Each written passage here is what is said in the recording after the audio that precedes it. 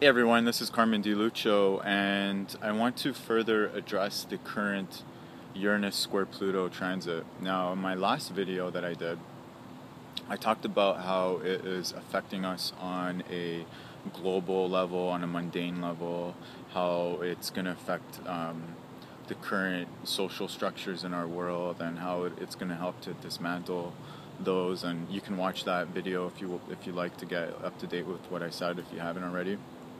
Now in this video, I'm going to talk about how it's affecting us on an individual level in our personal lives. Now, from this perspective, Pluto and Capricorn can represent our parents, it could represent our family, it could represent our employers, it can represent people who are influenced by parents and employers and stuff like that.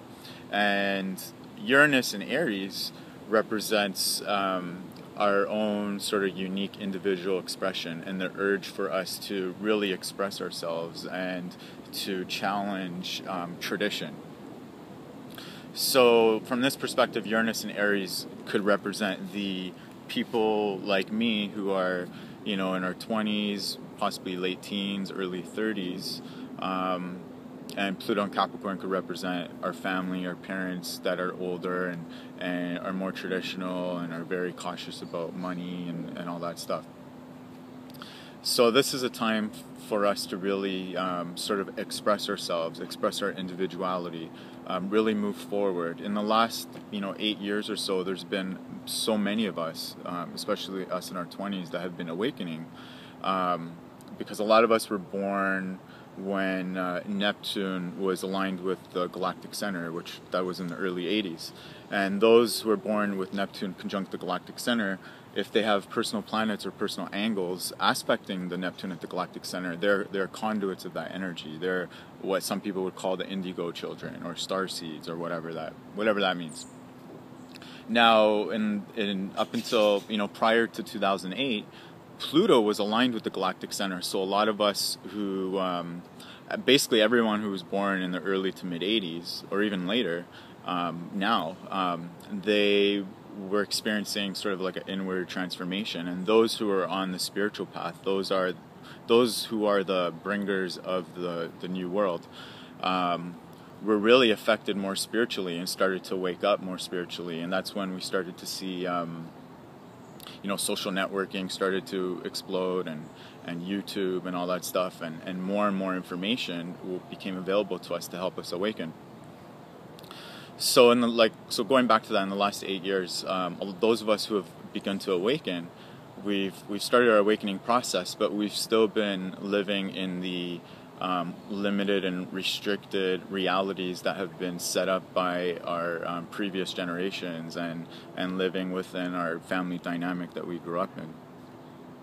So this Uranus square Pluto, especially now that it's starting before the end of the Mayan calendar, and it's going to go until 2015, so it's occurring right on the cusp of the old world age and the new world age. It's really asking us to step up and to claim our individuality and to sort of be rebellious to traditional power structures that no longer serve us. And we're going to need the Pluto and Capricorn energy to kind of balance us out, because some of us might be a little bit too over the top with our expression, and we might be total rebels where we're a little bit unrealistic. So we need sort of that, a little bit of that traditional, and we need a little bit of that Pluto and Capricorn to kind of balance us out. But it's really important for us to kind of really step forward and to claim our individuality and to bring in the Uranian energy, bring in the Aquarian energy in your own unique way. Tap into your creativity, tap into your true self. If you want to understand more about your potential in this lifetime, might be a good idea for you to even get an astrology reading with, if you know any good astrologers. And even myself, I do astrology readings from a human potential perspective. So, you can contact me and I can help you to understand your potentiality. But anyways, that's basically what the Uranus and Aries square Pluto and Capricorn could mean. And you can also see it manifest in even in relationships, for example, like two people are in a relationship, you could have one person who's more traditional in their relationship, and they represent that Pluto and Capricorn archetype, and then you can have another person in the relationship that's evolving and wants to be more liberated from tradition, and they represent that Uranus and Aries.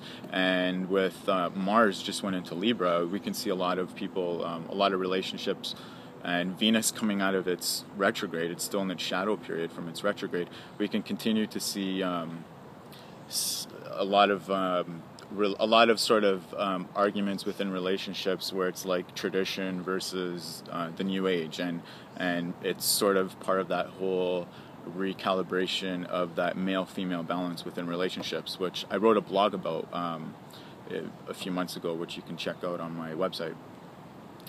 So yeah, that's basically what I see happening. I've been experiencing it in my own life. I've been witnessing other people going through this.